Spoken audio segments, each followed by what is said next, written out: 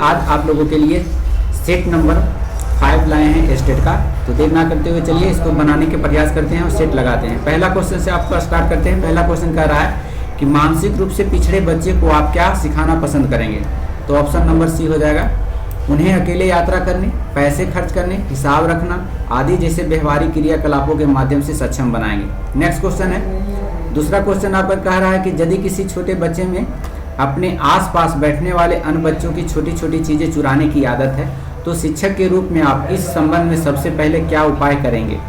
तो देख लीजिए, इसमें करना होगा क्या, पहले नंबर डी होगा इसका सटीक आंसर। बच्चे के माँ बाप से मिलकर यह जानने की कोशिश करेंगे कि बच्चे किस तरह की आदत का कारण है, इस आदत का कारण क्या है, और तत्पश्चात दोनों मिलकर आदत छुड़ाने की कोशिश करेंगे। तीसरा क्वेश्चन है, आपके स्कूल में ऐसा बच्चा भर्ती होता है जो सांस्कृतिक दृष्टि से पिछड़े परिवार या पर्यावरण से है तो आप क्या करेंगे। ऑप्शन नंबर सी हो जाए इसका, उसे समान कक्षा में रखेंगे किंतु उसके विशेष शिक्षण का प्रबंध कर देंगे। नेक्स्ट क्वेश्चन है, पाठ योजना का उद्देश्य डैश होना चाहिए। पाठ योजना का उद्देश्य क्या होना चाहिए, तो यह है विषय वस्तु पर केंद्रित होना चाहिए। नेक्स्ट क्वेश्चन है, तोड़फोड़ करने वाले नटखट छात्र को सही रास्ते पर लाने के लिए आपको क्या सुझाव है, यानी आपका क्या सुझाव है। तो ऑप्शन नंबर देखिए इसका डी हो जाएगा। जब भी वह नटखटे की कोई हरकत करे, नटखटेपन की कोई हरकत करे बच्चे, तो उससे भरी कक्षा में इसका कारण पूछा जाना चाहिए। नेक्स्ट है 6 नंबर का क्वेश्चन है, राष्ट्रीय शिक्षा नीति 2020 सुझाती है कि शिक्षा कैसी होनी चाहिए, समालोचनात्मक चिंतन के विकास पर केंद्रित होना चाहिए, यानी सभी को समान भाव से देखा जाना चाहिए। यह आया था राष्ट्रीय शिक्षा नीति 2020 में, NEP कहते हैं इसको, नेशनल एजुकेशन पॉलिसी, और ये कस्तूरी रंगन की अध्यक्षता में गठित किया गया था। इसकी परख के लिए बच्चों की परख के लिए मतलब बच्चों के मूल्यांकन के लिए परख नामक एक संस्था का गठन किया गया था। तो इसे भी याद रखना होगा आपको। नेक्स्ट क्वेश्चन है 7वां नंबर क्वेश्चन में चलते हैं हम लोग, बने रहेंगे हमारे साथ। देख लीजिए 7 नंबर क्वेश्चन में आपका कह रहा है कि आपकी कक्षा में कुछ छात्र बहुत तीव्र बुद्धि वाले हैं। कक्षा में पढ़ाई जाने वाले सामग्री में उन्हें कोई चुनौती जैसी बात नहीं मिलती। ऐसे छात्रों के संबंध में आप क्या करना चाहेंगे। तो 7 का आंसर सी हो जाएगा। उन छात्रों को विशेष कार्य देंगे जो समान कक्षा के छात्रों को दिए जाने वाले कार्य से मुश्किल हो। नेक्स्ट क्वेश्चन है, अध्यापक बनने के बाद आपके विचारानुसार हर अध्यापक के घर पर किस वस्तु का होना जरूरी है। तो यह पुस्तकालय होना बहुत जरूरी है। नेक्स्ट क्वेश्चन है, ये सब है जो आप पढ़ के ऑप्शन से पढ़ के भी बांट सकते हैं। कुछ क्वेश्चन ऐसे होते हैं, इसमें जो 15 क्वेश्चन ऐसा रहता है जो आप बुद्धि लगाएंगे तो बन जाएगा, और 50 क्वेश्चन ऐसा रहेगा जो आप सिलेबस पढ़े हैं उससे आपको मिल जाएगा, लेकिन कुछ बुद्धि लगाना होगा, क्योंकि ऐसा लंबा क्वेश्चन सीटेट में पूछा जाता है, इससे भी अधिक लंबा, लेकिन स्टेट की बात इतना नहीं होगा, इसी टाइप का रहेगा क्वेश्चन। तो आप लोग प्रैक्टिस अच्छा से करें, क्वेश्चन को कम से कम ध्यान से पढ़ें ताकि आपको समझ में और उसके अनुसार आप है जो लगाए थे। 9 नंबर क्वेश्चन में कहा जा रहा है कि क्या आप कक्षा के सभी छात्रों को एक ही गृह कार्य देना ठीक समझते हैं। कहता है जी नहीं, क्योंकि छात्रों की अभिरुचि अलग अलग हो सकती है, एक ही जैसा हम होमवर्क गृह कार्य नहीं दे सकते। अगला क्वेश्चन है, अध्यापक बनने के लिए टीचर्स ट्रेनिंग क्यों जरूरी है। तो यह है ऑप्शन नंबर सी, इस ट्रेनिंग से उसे कक्षा शिक्षण के मूल आवश्यक सिद्धांतों का ज्ञान हो जाता है कि क्या जरूरी होना चाहिए अध्यापक के लिए, ये सभी आपको मालूम हो जाता है, इसलिए टीचर ट्रेनिंग कराया जाता है। नेक्स्ट है, सर्वप्रथम सूक्ष्म अध्यापन का प्रारंभ किया गया था। सूक्ष्म अध्यापन का प्रारंभ किया गया था 1963 ईस्वी में। अगला क्वेश्चन है, संपूर्ण ज्ञान को केंद्र मानक जिससे अन्य सभी विषय समावेशित कर पढ़ाए जाए, यह शिक्षण विधि के किस शिक्षा योजना में अपनाई जाती है। तो यह अपनाई जाती है गांधी की बुनियादी शिक्षा योजना में। संपूर्ण ज्ञान का केंद्र और मानक विषय से समावेशित है, इसी में अपनाया जाता है। नेक्स्ट क्वेश्चन है, गेस्टाल्ट सिद्धांत के अनुसार निम्नलिखित में से कौन सा कथन सही है। तो यह है आपका सही आंसर ए हो जाएगा। प्रत्यक्ष ज्ञानात्मक संगठन जन्मजात होता है, यही दिया था गेस्टाल्ट का सिद्धांत था, गेस्टाल्ट। नेक्स्ट क्वेश्चन है 14 नंबर में, 14 नंबर की बात करेंगे, हमारे साथ जुड़े रहेंगे आप लोग। देख लीजिए। 14 नंबर क्वेश्चन कहा जा रहा है कि एक महिला अपने दरवाजे पर एक अपरिचित को देखकर उसके सेल्समैन यानी उससे सेल्समैन समझ बैठती है, उसे सेल्समैन समझ बैठती है, जबकि सच्चाई यह है कि वह उसकी एक नया पड़ोसी जो सामाजिक भेंट होते उसके पास आया है। इनमें से वह कौन सा कारक है जिसने महिला के प्रत्यक्षण को प्रभावित किया? तो ये हो जाएगा आपका सेट। नेक्स्ट क्वेश्चन है 14 के बाद 15 नंबर में, श्याम अपने दुकान में उजला मोजा तथा नीला मोजा के गटर से इन दोनों को अलग अलग कर रहा है। मोजा सिर्फ रंग के ख्याल से एक दूसरे से भिन्न है। छाटने का यह उदाहरण निम्नांकित में से किस प्रक्रिया का यह चिन्ह है? तो 15 का ऑप्शन देखिए हो गया आधारित ऊपरी संसाधन। नेक्स्ट है जीन प्याजे के बारे में हमेशा पूछा जाता है। जीन प्याजे तथा इस इरिक एरिक्सन के विचार को विकासात्मक पैटर्न के अध्ययन के ख्याल से निम्नांकित में से किसमें रखा जाएगा? तो ये आपका रखा जाएगा ऑप्शन में व्यवहारवादी सिद्धांत, क्योंकि जीन प्याजे जो स्विट्जरलैंड के रहने वाले थे, इन्होंने बच्चों से संबंध में कहा था कि जैसे जैसे बच्चा बड़ा होता है वैसे वैसे उसकी बुद्धि विवेक आती है, विकास होता जाता है, समाज के रूप में भागीदारी का फिर कार्य करने शुरू कर देता है। नेक्स्ट क्वेश्चन है त्रुटि रहित विभेदन प्रशिक्षण किसे कहते हैं? तो 17 का हो जाएगा डी, वह प्रशिक्षण जिसमें S प्लस S माइनस दोनों उपस्थित रहते हैं परंतु प्राणी केवल S प्लस के प्रति सही अनुक्रिया करता है तथा S माइनस के प्रति कोई भी अनुक्रिया नहीं करता है, उसी को कहा जाता है त्रुटि रहित विभेदन प्रशिक्षण। नेक्स्ट है कह रहा है सूची 1 में जिसमें प्रयोगकर्ता का नाम और सूची 2 में लोगों द्वारा प्रयोग किए गए व्यवहृत किए गए पशुओं के नाम, तो 7 सुसुमित करें और दिए गए कूट शंकु के आधार पर उत्तर दीजिए। देखिए पावलॉव जो है प्रयोग, इसका मतलब है कि ये सब जो जितने भी फिलोसफर थे, मनोवैज्ञानिक थे, वो किसी न किसी जंतु पर प्रयोग किया था, एक्सपेरिमेंट किया था। और कौन चीज पर किया था? जैसे पावलॉव है, पावलॉव किस पर किया था, स्किनर किस पर किया था, ऐसा क्वेश्चन आपको पूछेगा। तो देखिए पावलॉव जो एक्सपेरिमेंट किया था आपका, वो किया था सबसे पहले यहाँ पर कूट करके दिया हुआ है, पावलॉव को हो जाएगा एक कुत्ते पर प्रयोग किया था। किस पर प्रयोग किया था? कुत्ते पर एक्सपेरिमेंट। स्किनर की बात करें तो स्किनर जो है यह चूहा पर प्रयोग किया था। और कोहलर की बात करें तो कोहलर जो है ये आपका प्रयोग किया था बनमानुस। बनमानुस कहा जाता है चिंपांजी को और इस बनमानुस का नाम सुल्तान था। तो याद रखिएगा, अगर पूछ देगा कोहलर ने एक चिंपैंजी या बनमानुस पर एक्सपेरिमेंट किया था, उसका नाम क्या था? तो उसका नाम था सुल्तान। इसको याद रखना है आपको। और थॉर्नडाइक जो है प्रयोग किया था बिल्ली पर, एक्सपेरिमेंट किया था। तो ऑप्शन नंबर आपका 20 सही हो जाएगा। नेक्स्ट क्वेश्चन है जब कोई शब्द एक खास तरह की अनुक्रिया करता है और उससे मिलता जुलता शब्द भी वैसी ही अनुक्रिया उत्पन्न करता है तो इसे कहा जाता है, अनुक्रिया उत्पन्न करता है उसे कहा जाता है अर्थगत सामान्यीकरण। ऑप्शन नंबर बी हो जाएगा। नेक्स्ट है कोहलर के अनुसार सीखना या अधिगम एक है, क्या है?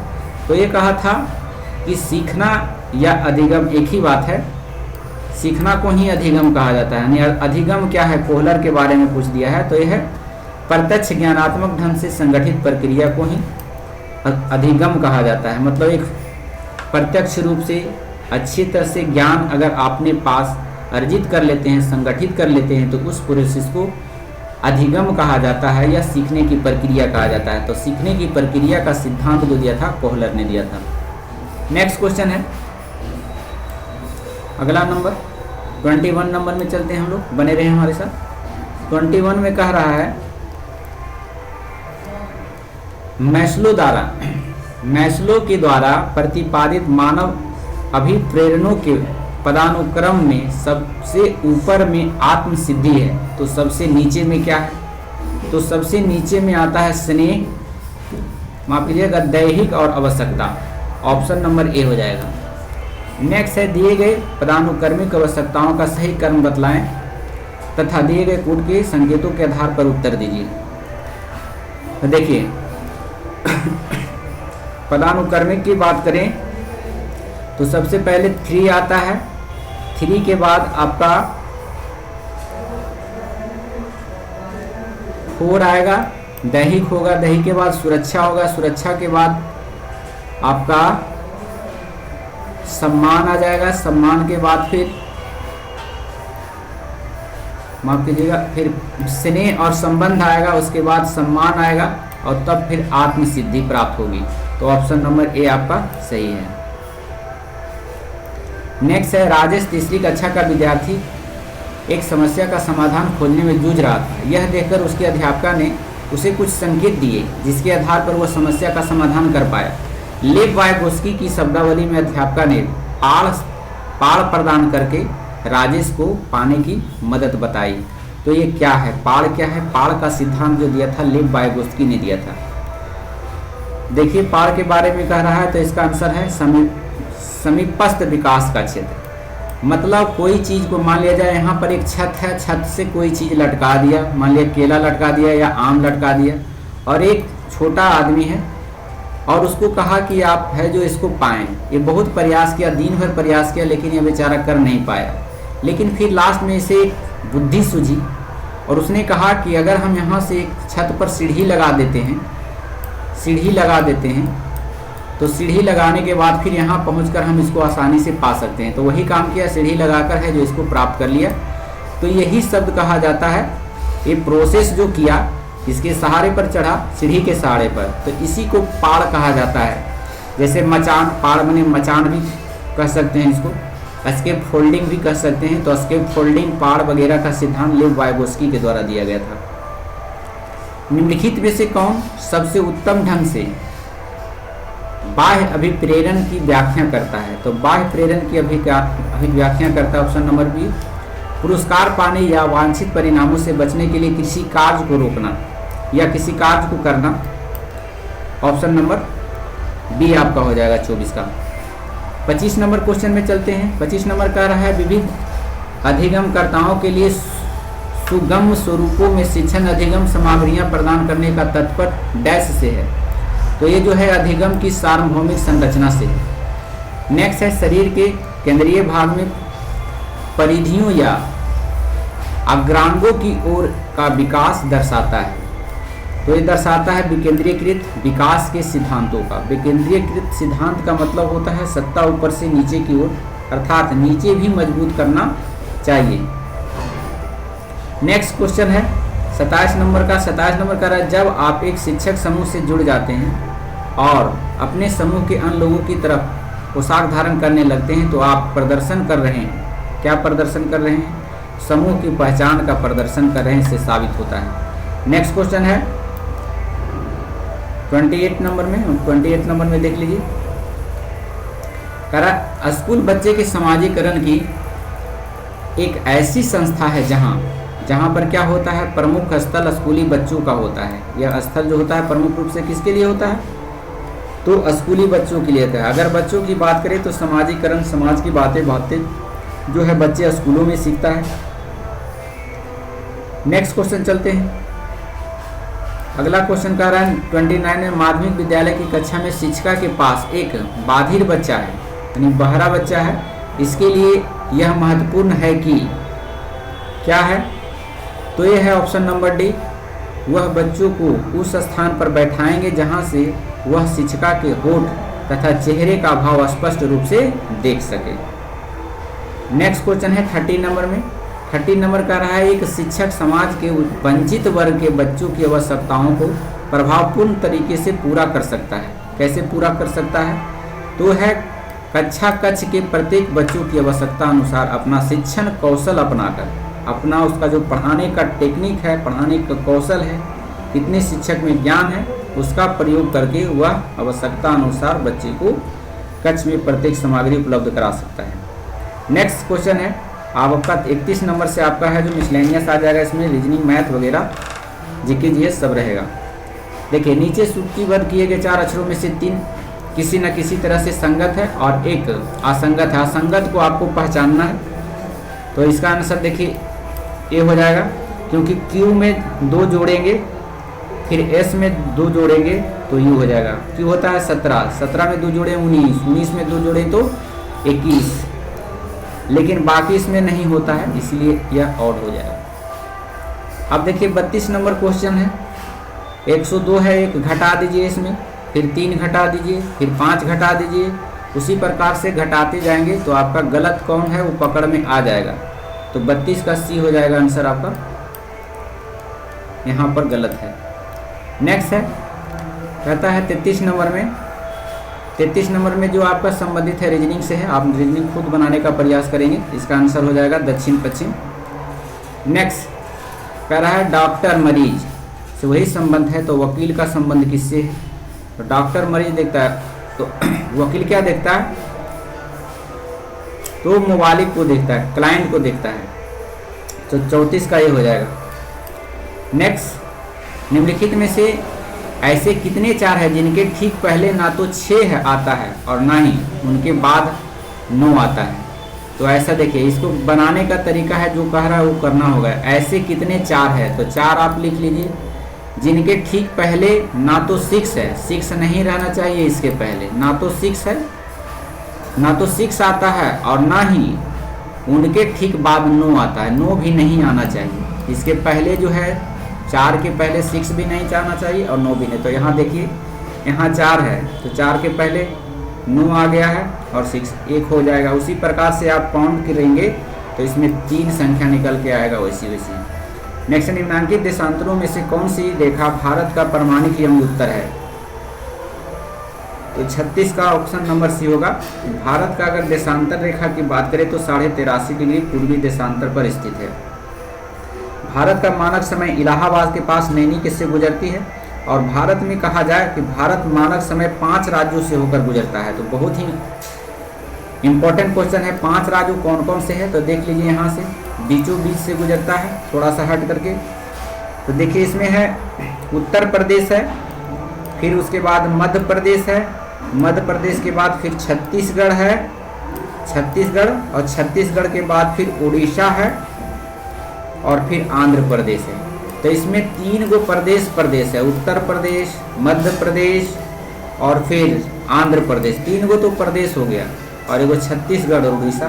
तो ये 5 राज्यों से समय रेखा गुजरती है। अगर प्रधान एवं उत्तर की बात करें तो प्रधान अम्योत्तर रेखा जो है 0 डिग्री से होकर के गुजरती है। नेक्स्ट क्वेश्चन चलते हैं अगला नंबर में, 37 नंबर में। 37 नंबर में देख लीजिए अब क्या दिया हुआ है आपका।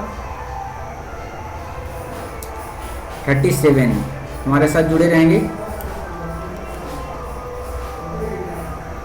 कह रहा है पेनिसिलिन की खोज किसने की थी? तो पेनिसिलिन का खोज अलेक्जेंडर फ्लेमिंग किया था, ऑप्शन नंबर बी हो जाएगा। कब किया था? 1928 ईस्वी में किया था। पेनिसिलिन एंटीबायोटिक का एक समूह है जिसे बीटा लैटेक्सटम एंटीबायोटिक पाया जाता है। अगर विश्व की बात करें तो विश्व की प्रथम एंटीबायोटिक दवा जो था पेनिसिलिन था, तो इसको याद रखना है, पेनिसिलिन विश्व का सबसे पहले एंटीबायोटिक पेनिसिलिन था। उसके बाद आता है लुईस पास्चर के बारे में भी पूछ लिया जाता है कि लुई पास्चर किसकी खोज किया था? तो लुई पास्चर देखिए यहाँ दे रेबीज का खोज किया था। लुई पास्चर ने पाश्चुकरण की विधि से दूध को अधिक समय तक सुरक्षित रखने की विधि को खोज निकाला था। जीसी बोस के बारे में जाने, जगदीश चंद्र बोस। जगदीश चंद्र बोस ने रेडियो सूक्ष्म तरंगे का महत्वपूर्ण शोध किया। बायोफिजिक्स में उनका सबसे बड़ा योगदान रहा था और उन्होंने प्रमाणित किया कि पौधे उत्तेजना एवं संचार यानी इलेक्ट्रिक माध्यम से होता है और केमिकल माध्यम से भी होता है। मतलब पौधे में भी जीव जंतु होते हैं, जीव होते हैं, उन्हें भी तकलीफ होता है, ऐसी बातें कहा था जगदीश चंद्र बसु के माध्यम से कहा गया था। नेक्स्ट क्वेश्चन है अगला नंबर 38 नंबर में कह रहा है गंगा की सहायक नदियाँ जो नीचे वर्णित है कौन से उत्तर की ओर प्रवाहित होती है यानी बहती है उत्तर की ओर? तो ये है सोन नदी, ये दक्षिण से निकलती है और उत्तर की ओर बहती है। वही कोसी की बात करें तो कोसी जो हिमालय के उत्तर से निकलती है, घाघरा उत्तर से निकलती है, गंडक उत्तर से निकलती है। गंडक की बात करें तो गंडक जो हाजीपुर है जो गंडक नदी के किनारे बसा हुआ है। जबकि पटना की बात करें तो पटना सोन और गंगा दोनों के संगम पर बसा हुआ है। 39 नंबर क्वेश्चन की बात करते हैं। 39 नंबर में कह रहा है कि सौर ऊर्जा का प्रमुख स्रोत क्या है? तो सौर ऊर्जा का प्रमुख स्रोत नाभिकीय संलयन है। नाभिकीय संलयन, उच्च ताप पर जब 2 छोटे छोटे नाभिक आपस में संलित होकर अर्थात जुड़कर एक बड़ा नाभिक का निर्माण करता है तो इस प्रक्रिया के परिणाम से जो ऊर्जा उत्पन्न होता है उसी को नाभिकीय संलयन ऊर्जा कहा जाता है या अभिक्रिया कहा जाता है। सूर्य में ऊर्जा नाभिकीय संलयन की विधि से बनता है और यह सर्वप्रथम बताया था हेंस बेथे ने। हेंस बेथे एक साइंटिस्ट था जिन्होंने इसके बारे में बताया था, नाभिकीय संलयन के बारे में। नेक्स्ट क्वेश्चन है 41 नंबर में, चेचक या चिकन पॉक्स किस वायरस के कारण होता है? तो यह जो होता है आपका 41 के बारे में, इसके पहले आपको नहीं बता पाए, क्वेश्चन छूट गया बिहू वाला। 40 नंबर देख लीजिए पहले, बिहू किस राज्य का लोक नृत्य है? बिहू जो है ओडिशा का है, ओडिशा नहीं असम का है, माफ कीजिएगा। बिहू किस राज्य का लोक नृत्य है? तो ये असम का है।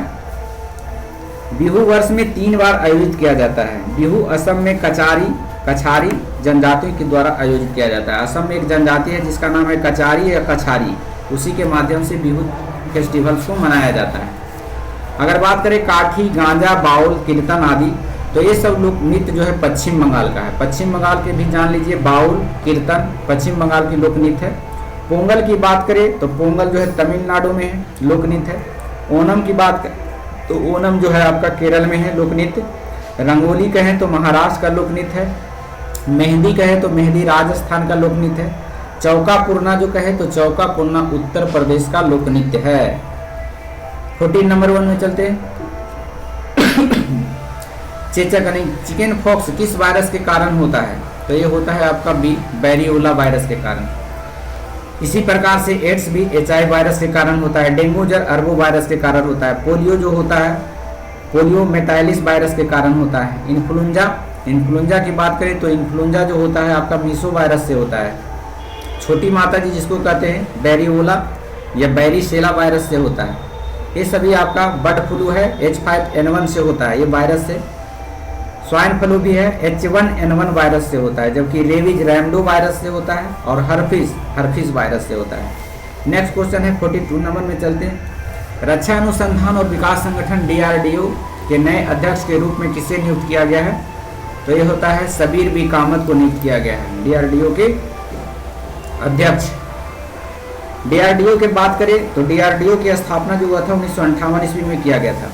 नेक्स्ट है 43 में, अफ्रीका देश जाम्बिया की राजधानी है, यानी अफ्रीकी देश जाम्बिया की राजधानी पूछ रहा है कहाँ है? तो जाम्बिया की राजधानी है लुसाका। नेक्स्ट क्वेश्चन है 44 नंबर में, अगर और इसकी बात करें लुसाका की अफ्रीका कंट्री के बारे में, तो हरारे जिम्बाब्वे देश की राजधानी है। हरारे किसका है? जिम्बाब्वे की राजधानी। वही डकार की बात करें तो डकार जो है सेनेगल देश की राजधानी है। बमाको की बात करें तो बमाको जो है माली देश की राजधानी है। नेक्स्ट है 44 नंबर में, ये जो है आपका मैथ से संबंधित है, मैथ आप लोग बनाएंगे, शॉर्ट स्क्रीन चाहे तो ले सकते हैं।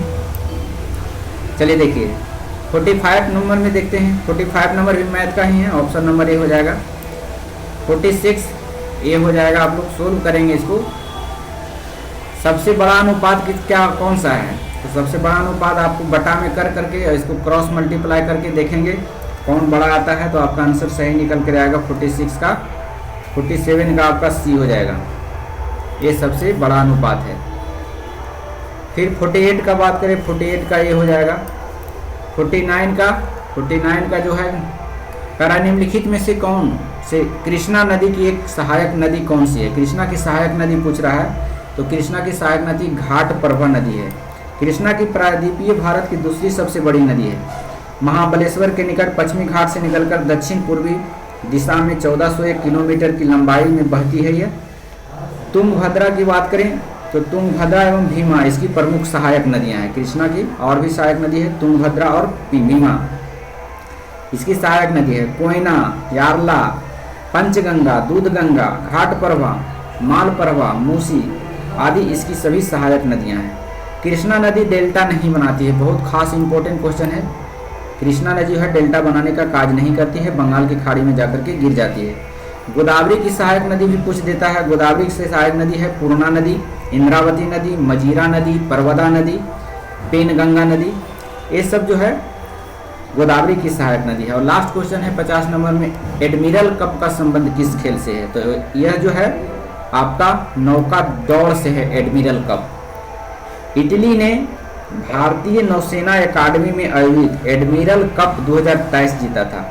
अभी 2023 की बात करें तो एडमिरल कप 2023 में जो जीता गया था वो इटली के द्वारा जीता गया। लोअर कप के बारे में है तो लोअर कप जो है टेनिस से संबंधित है। लोअर कप इसको याद रखिएगा, लोअर कप टेनिस से संबंधित है, जबकि ईरानी ट्रॉफी का संबंध क्रिकेट से है। राइडर कप का संबंध गोल्फ से है। तो ये सभी आपको याद रखना होगा। तो आपका 50 नंबर का क्वेश्चन आपको कम समय में बनाने का कोशिश किए हैं, प्रोवाइड करने का कोशिश किए हैं। अगर हमारे चैनल पे आप नए हैं तो कृपया करके हमारे चैनल को आप लाइक कर सकते हैं और सब्सक्राइब कर सकते हैं और अपने दोस्तों के पास शेयर कर सकते हैं। तो फिर ऐसी वीडियो के साथ अगले सीट नंबर 6 में मिलेंगे। जब तक के लिए धन्यवाद। Thank you so much. Thank you for watching.